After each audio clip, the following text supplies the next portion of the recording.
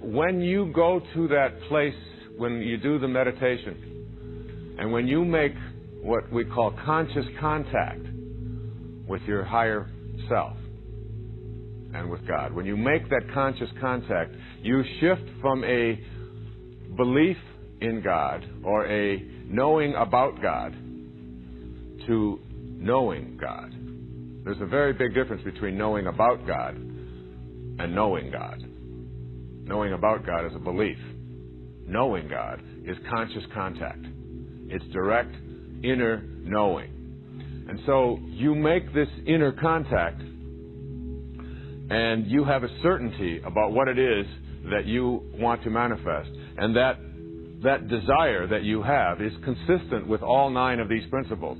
That it is based on unconditional love, and it's based on the power of attraction, and it's based on your higher awareness, and it's based on generosity and service and kindness.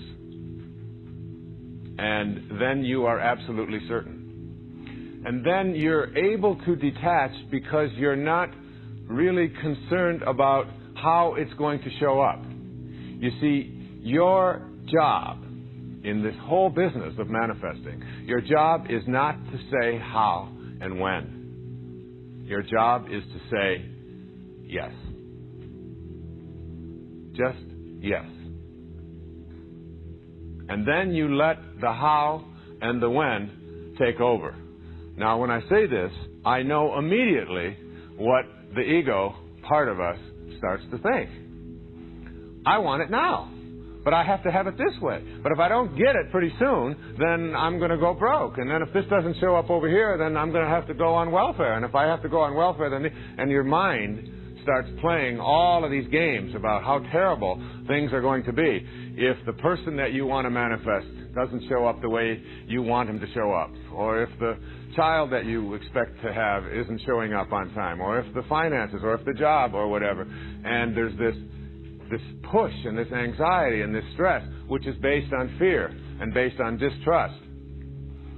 But you know, when you have this knowing, as it says in the Course, when you have this certainty, great things have no fear of time. You see, the universal intelligence doesn't operate in the parameters of time. Time is just our way of carving up the oneness. I was reading a story of Einstein as a young boy. And one of the things it said about young Einstein is that when he was a little boy, he picked up a compass. And when he picked up this compass, he noticed that there was something that would move the needle.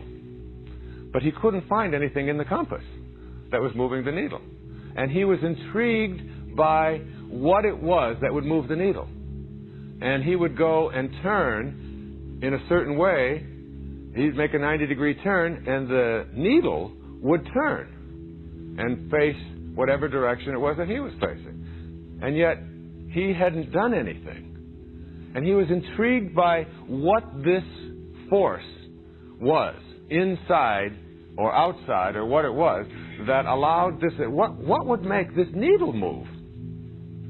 That force, that universal intelligence, that thing that is nameless, that thing that we can't identify in the physical world, is the provider of all of the things that will manifest to you in the physical world. And it is also the source of your life.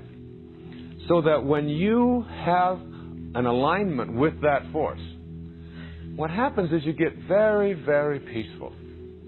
And when you get peaceful, you stop insisting. You just know. You just know that it's going to show up. And you're not demanding.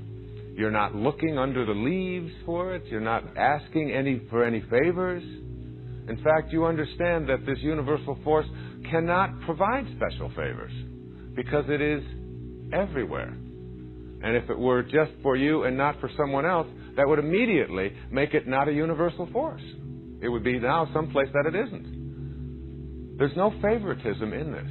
There's just this positive, absolute, unconditionally loving, knowing force in the universe that holds everything together that you come to honor, to respect, to know. And you know, it's really like changing around your perspective in life. It's like walking a new path. I've always loved this. I've read it many, many times in my talks. It's a little story by a woman named Portia Nelson.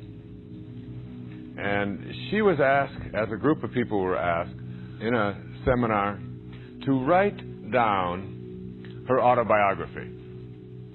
But they said, you only have one page. And you have to write your autobiography in 5 short chapters on one page. The autobiography of your life. That was the assignment. So Portia Nelson wrote her autobiography of her life in 5 short chapters. And this is what she said. Chapter 1. I walk down the street. There's a deep hole in the sidewalk. I fall in. I am lost. I am helpless. It isn't my fault. It takes forever to find a way out. Chapter 2. I walk down the same street. There's a deep hole in the sidewalk.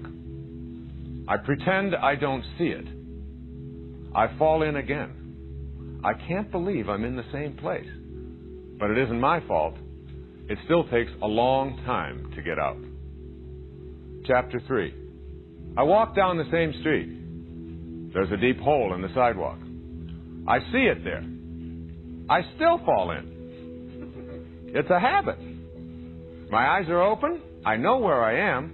It is my fault. I get out immediately. Chapter 4.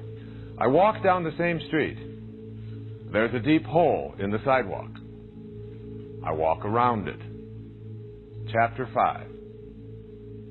I walk down another street. The story of her life.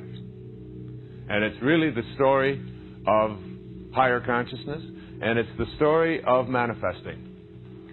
Being able to manifest your heart's desire, to align yourself and your intentions with this divine organizing intelligence that is limitless, that is inexhaustible, that is ever expanding, that is abundant, that is all providing and all knowing and everywhere at the same time, is like walking down another street.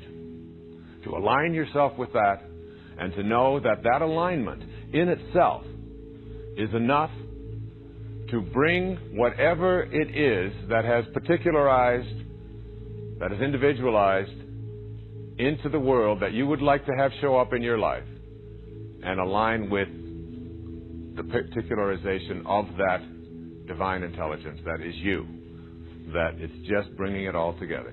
It's just a realignment. And it will cooperate with you. The thing that will keep it from working for you is any obstacle to that flow. As I talked about when I was speaking about unconditional love, the minute that you put hatred, anger, bitterness, tension, anxiety, stress in the way of that intelligence, between you and that intelligence, you block that flow. It is a flowing. That's why we use water as a symbol of it.